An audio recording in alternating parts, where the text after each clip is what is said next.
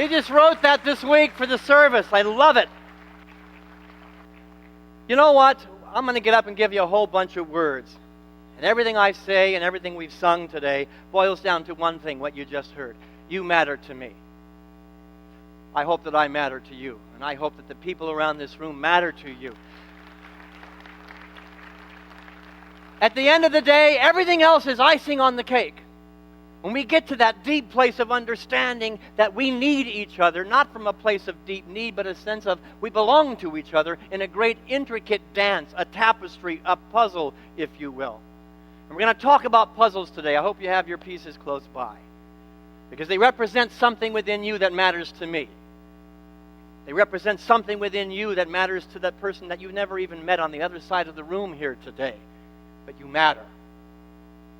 Sylvia Drawn is a member of our finance committee.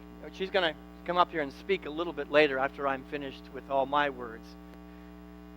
And she had an idea in one of our finance committee meetings. She says, you know, I really want this community to be more connected. You see, one of the things about our Unity North environment that is important to recognize, we have a lot of little pods. There's a lot going on in our community. And it's all good. It's all holy and wonderful and sacred in every way. But sometimes it's like disconnected pods. Sometimes it's just entities doing their own thing, and there isn't necessarily a consciousness of belonging to the whole.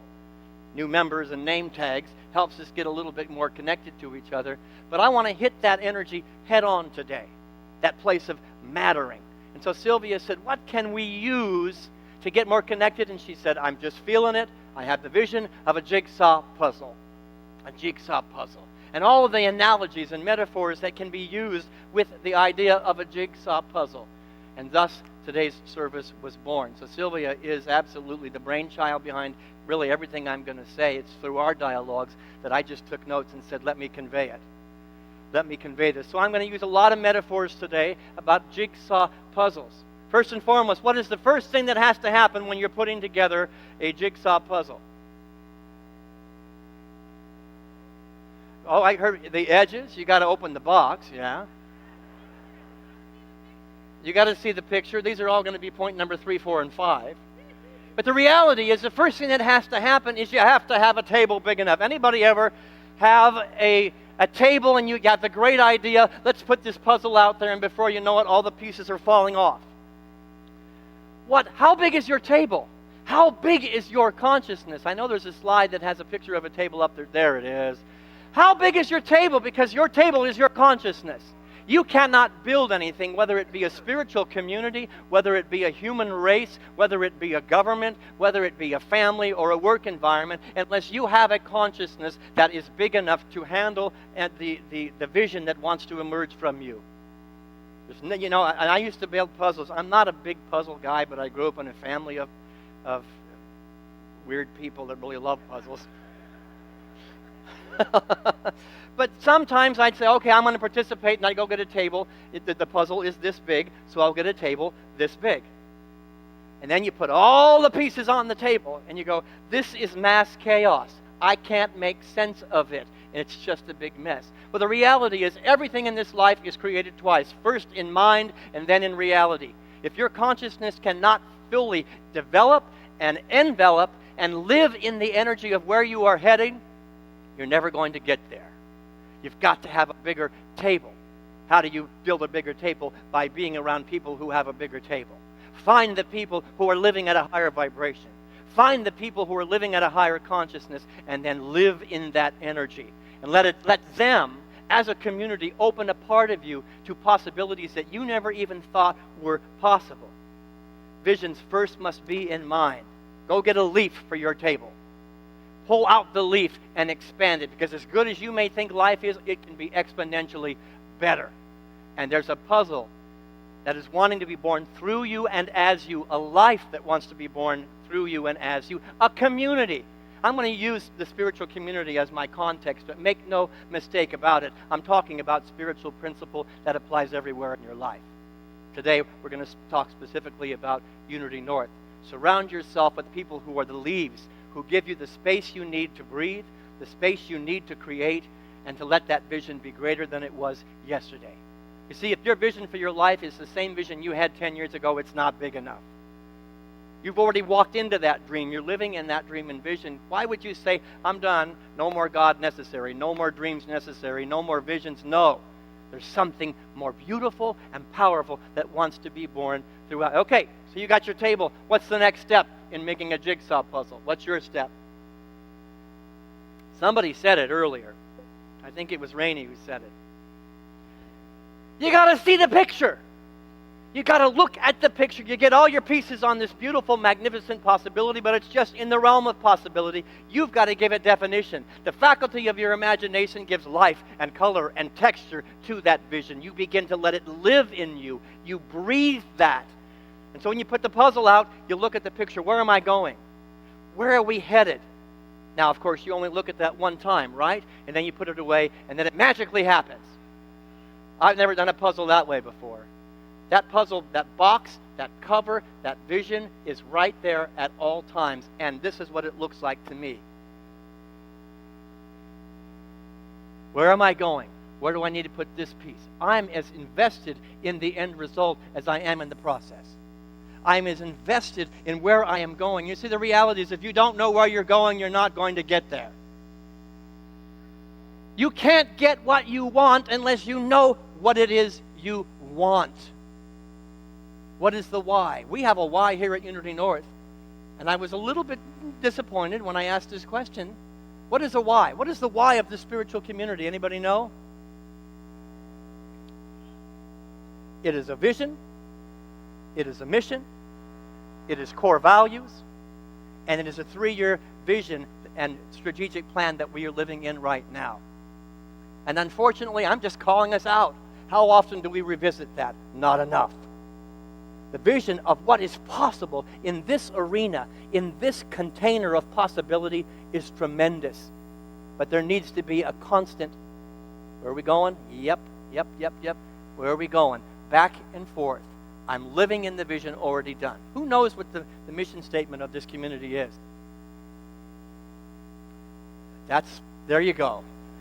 Jenny, stand up and tell us what it is.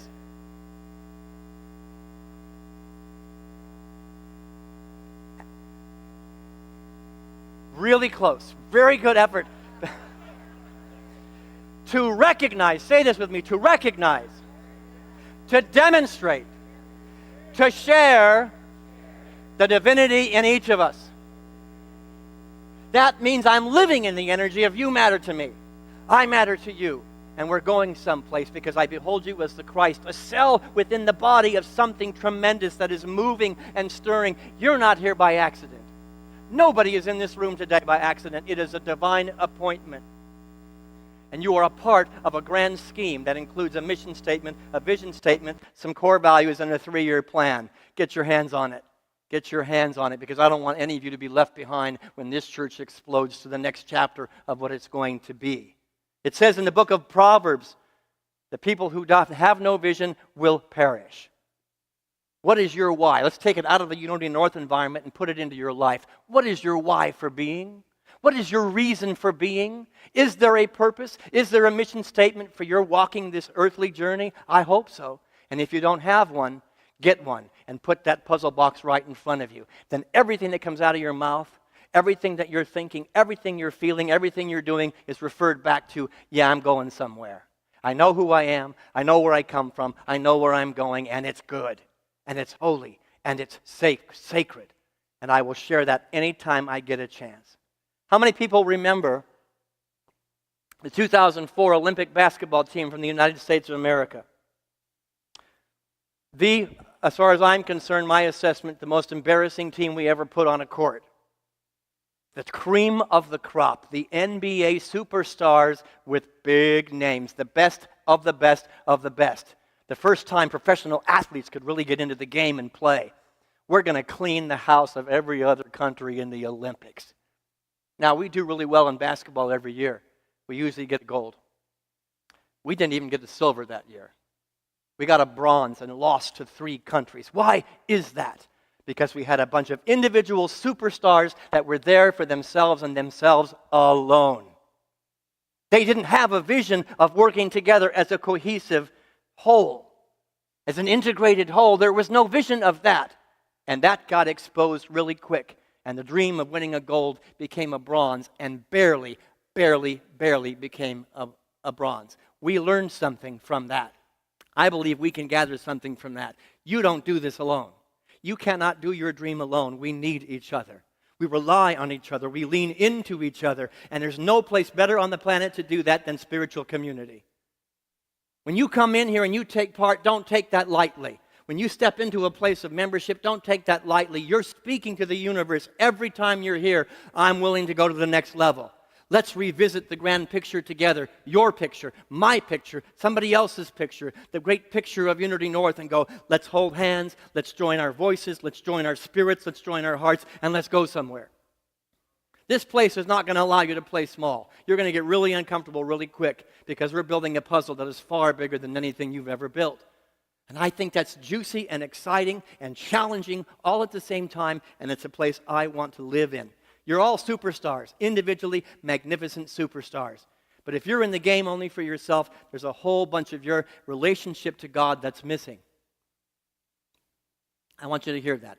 I harp that one. I beat that dead horse all the time. Service, service, service. It is the highest form of prayer. Service to the whole is the highest form of knowing God. What are you doing to build somebody else's puzzle? What are you doing to bring your piece of the puzzle into a whole and creating something magnificent? Third analogy I want to give you. All the pieces belong somewhere. I want you to consider today that there is nobody in your life by accident. There is no situation in your life by accident. But by right of consciousness, there it is. I'm not saying you created bad stuff, but I'm saying it's there to teach you something. It can be integrated into the puzzle of your life in such a way that the dream can emerge. Nobody is sitting in this room by accident today. Anybody ever find a puzzle that you purchased where they threw in 4 or 5 extra pieces that weren't needed? Now, I would swear as I'm getting close to the end, there's got to be 100 pieces that don't belong here. But the reality is the company that put that puzzle together knew that every piece had a spot. Every piece had a place. And every piece was necessary for the whole picture to emerge. There's nobody in this room that is unnecessary. And I want you to consider for a moment that there are no throwaway people on the planet, even the ones that we don't understand. Even the people that drive us to distraction and drive us crazy and drive us nuts, those people are essential to you learning something, creating something, and you are essential to them. And I guarantee you that if they are driving you nuts, you're probably driving them nuts too. And when the two of you can realize that you're not in a field together by accident, a great puzzle for both of you begins to emerge. And an even greater puzzle begins to emerge with the understanding that we're in the same whole picture. That's what we do here at Unity North. All the world's religions. You know, we give lip service all the time to many paths, one God, just not that one. Everybody's child of God. Everybody's a beautiful child of God, just not him. You cannot make exceptions to where you find the face of God, and you simply cannot make exceptions to where there is a divine appointment. If it's in your field, there it is. Receive the gift. Work hard to see the gift and develop the eyes of the Christ, the eyes of the Buddha, the eyes of the Atman that says, something's here for me and I'm going to look for it. This is what St. Paul has to say about this idea. I struggle with St. Paul. He's not one of my favorite guys, but man, does he teach me something, so I read St. Paul. And there are some really good things. This is what he says in 1 Corinthians chapter 12. Now, if the foot should say, because I am not a hand, I do not belong to the body, it would not, for that reason, stop being part of the body. And if the ear should say, because I am not an eye, I do not belong to the body, it would not, for that reason, stop being part of the body. If the whole body were an eye, where would the sense of hearing be? If the whole body were an ear, where would the sense of smell be? But in fact, God has placed the parts in the body, every one of them, just as she wanted them to be. I changed Paul's word. If they were all one part, where would the body be? As it is, there are many parts, but one body.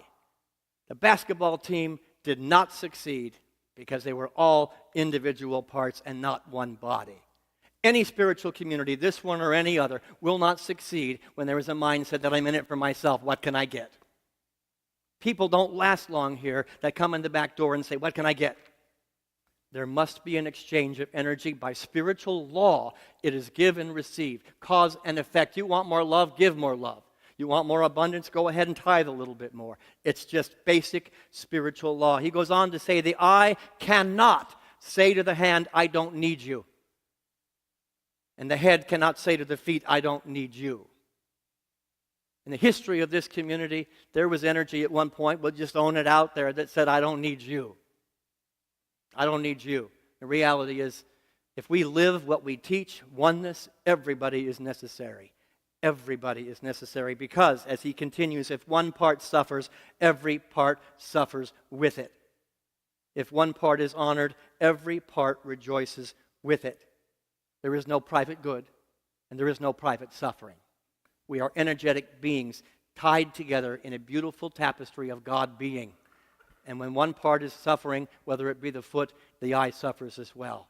We are one body, one whole. How many recognize the name Steve Jobs? Yeah, if you don't, where have you been?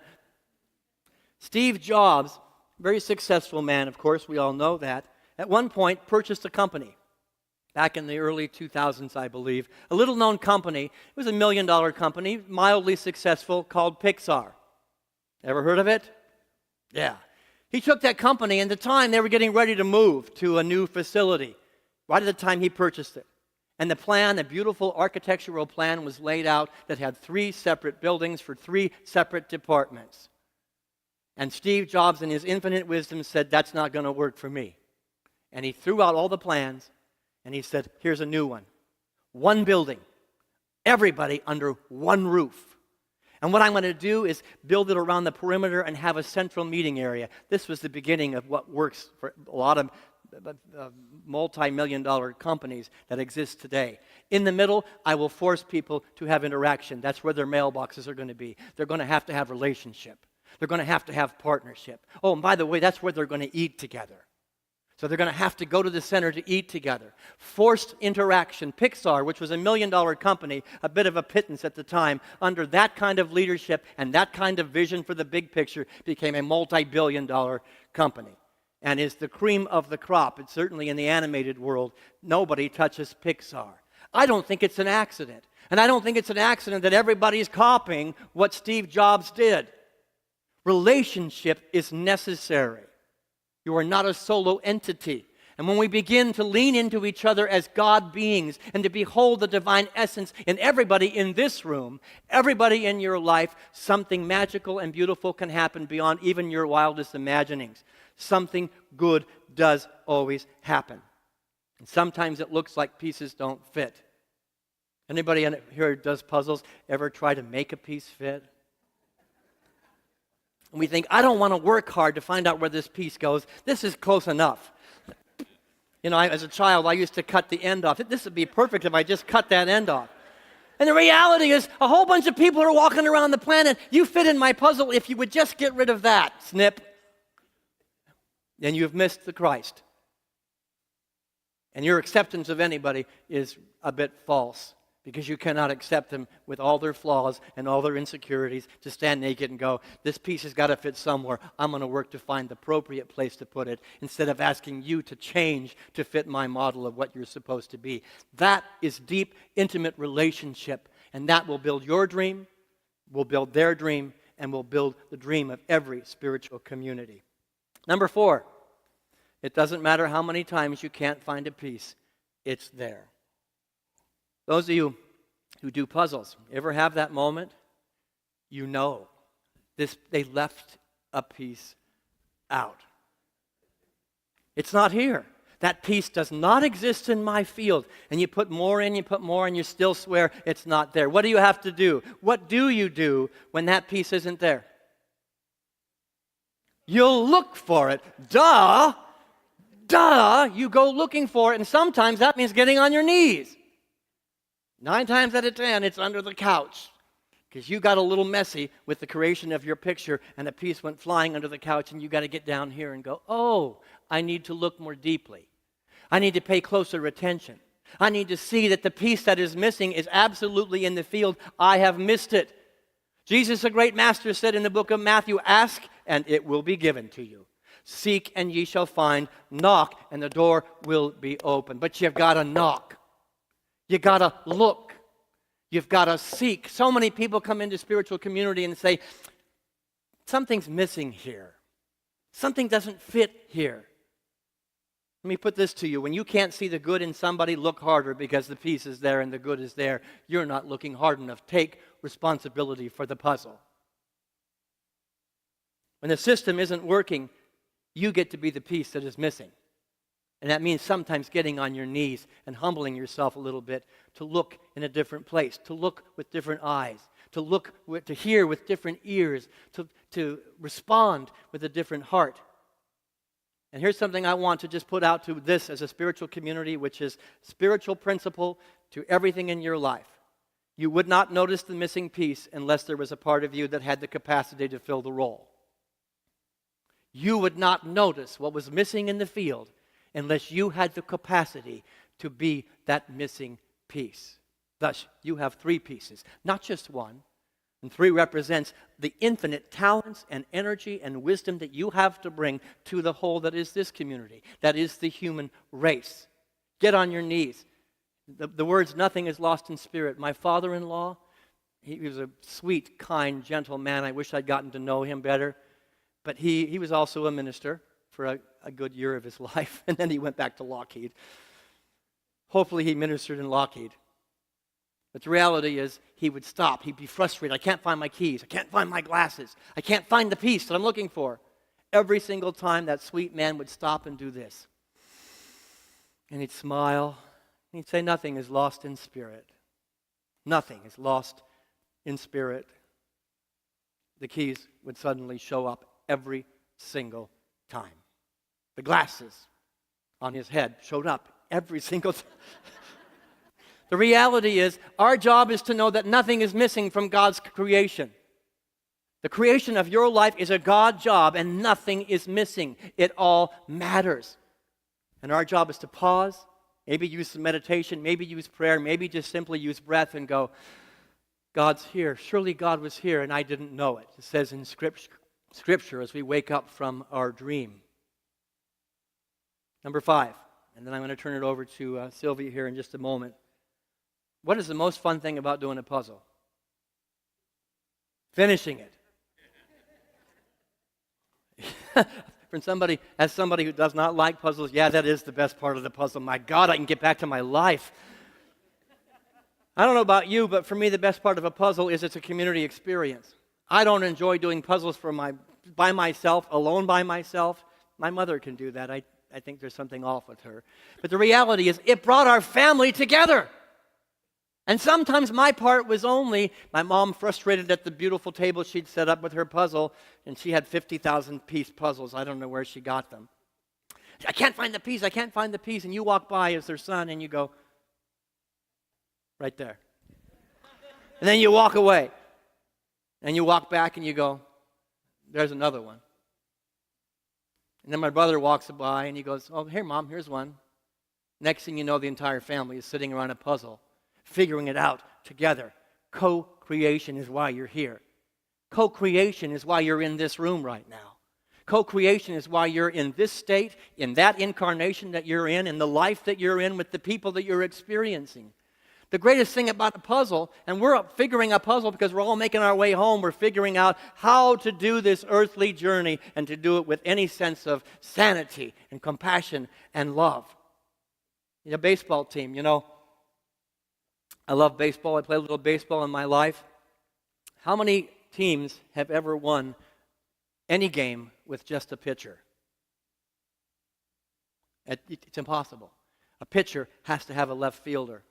Oh, and the throwaway, when you're playing minor league baseball and college baseball and high school, put the guy in right field. That isn't really necessary. Nobody ever hits it out there. The reality is, on a baseball team, the right fielder is just as necessary as the pitcher. I get to be a pitcher in this community.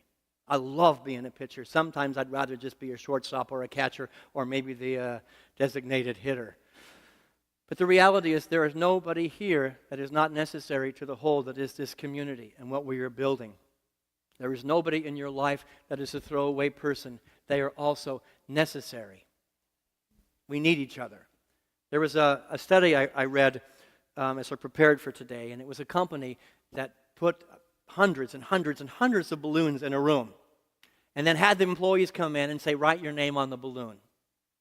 And then they excused the employees and said, go away, and they mixed it all up, just made a big giant mess of chaos, and brought the employees back in and said, you have 5 minutes to find your balloon.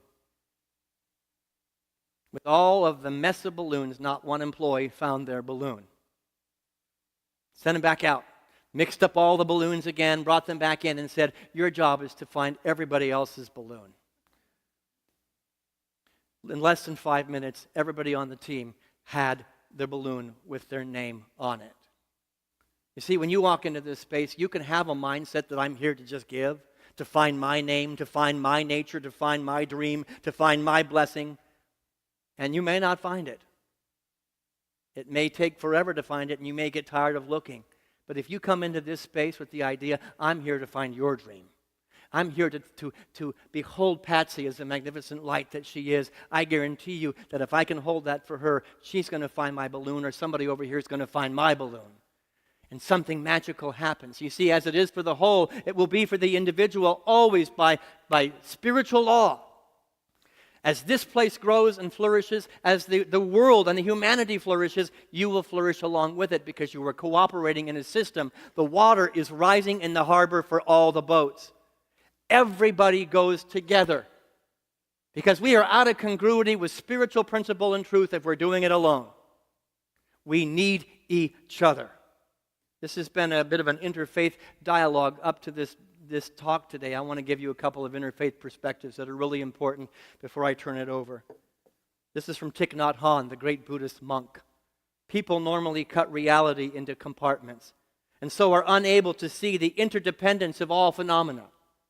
To see one in all and all in one is to break through the great barrier which narrows one's perception of reality. Unity North at any given moment is what Thich Nhat Hanh just talked about. Compartmentalized people, compartmentalized ministries, compartmentalized ideas. They belong to each other. And when they are integrated, this place will have a full house.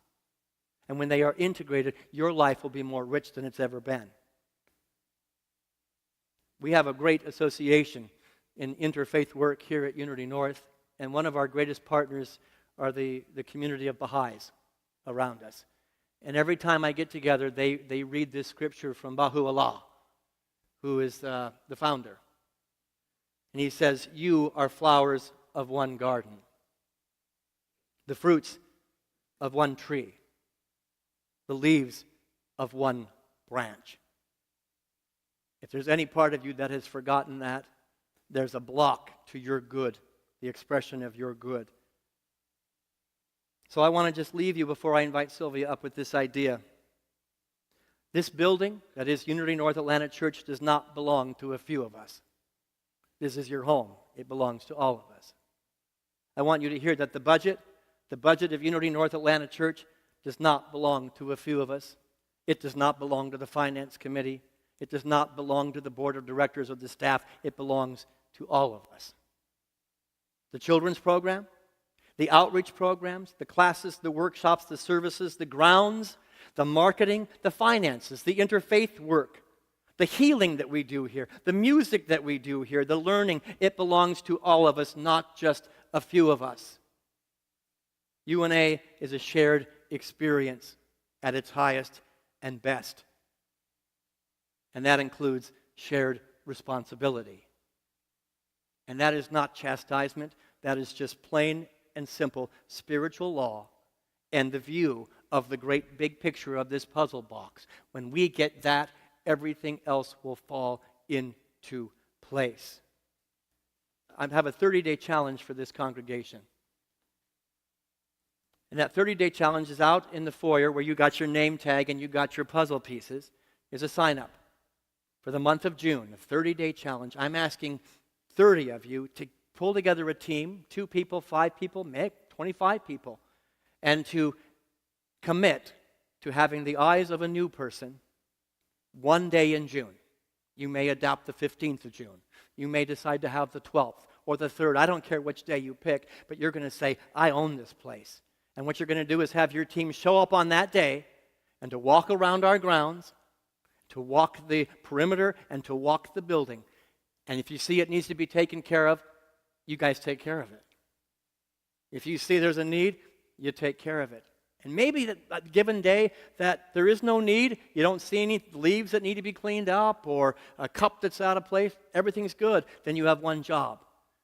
To walk around the perimeter and go, my God, how blessed are we? My God, how blessed am I to belong to something so beautiful? And to take a moment to transcend any taking for granted energy that might exist and go, wow, because what we have here is a wow. And you're part of that wow. I'm asking us all to take one step up in the ownership of the wow. Sylvia Drawn was the impetus behind this talk today. I'm going to invite her to come up and to speak on behalf of the Finance Committee.